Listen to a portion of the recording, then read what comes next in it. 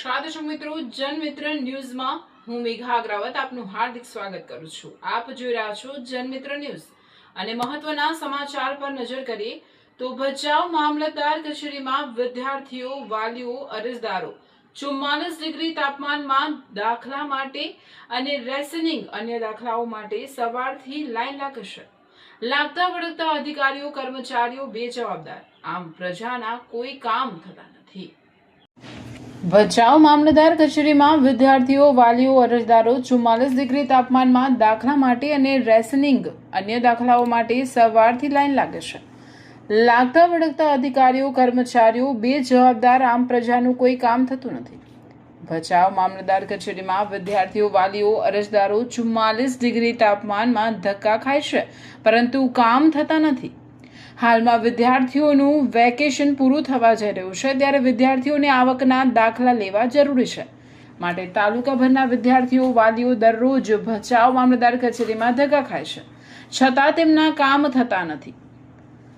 Ration card, અન્ય દાખલાઓ માટે સવારથી સાંજ સુધી લાઇનમાં ઊભા રહી ગયા પછી કામ થતા નથી। છેક ખડીર તેમજ તાલુકાભરના અરજદારો 44 ડિગ્રી તાપમાનમાં ધક્કા ખાઈ હેરાન પરેશાન છે।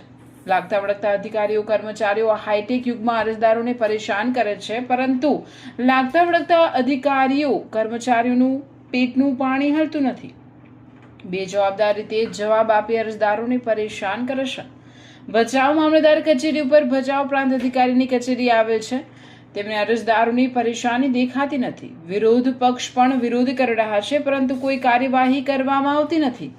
જ્યારે મીડિયા મારફતે સમાચાર પ્રસિદ્ધ કરવાથી કુંભકર્ણની નિદ્રામાંથી લાગતા વળગતા અધિકારીઓ જાગે તો ખ્યાલ આવે કે અરજદારની હાલત કેવી છે, પરંતુ જાગે શું કામ? તેમને ન કામ કરવાનો પગાર સમયસર મળે છે, પ્રજા જાય ભાડવા। ચૂંટાયેલા પ્રતિનિધિઓએ પણ ધ્યાન કેન્દ્રિત કરવું જોઈએ, નહીતર સરકારી બાબુઓનું રાજ ચાલે છે એ નક્કી। મામલતદાર ઓફિસમાં કયા કામ માટે આવેલા છો? રાશન કાર્ડ અલગ કરવા માટે। કેટલો સમય થઈ તમે 12 મહિના થયા। એટલે શું નથી થતું કામ તમારું? 10 વખત ધક્કા ખાધા। અને કયા ગામના છો?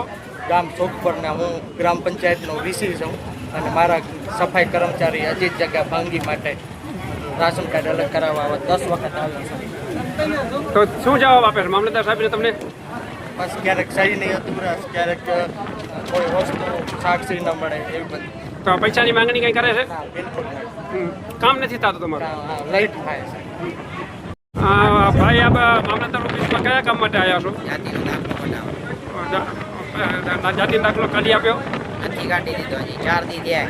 કેટલા ટકા થયા? 4-5 ટકા થયા। આરોજનું થાય એડમિશન આટલું થઈને આવી અહીંયા હરખું થાય તો હું હરખું નથી થતું ને હું કદાચ સહી કરવાની હોય તો આ સાહેબ હાજરમાં હોતા નથી। અત્યારે હતા તો અત્યારે હાલ્યા ગયા અંદર કેટલા 4 દીથી ધક્કા ખાઈ અહીંયા આરોજ।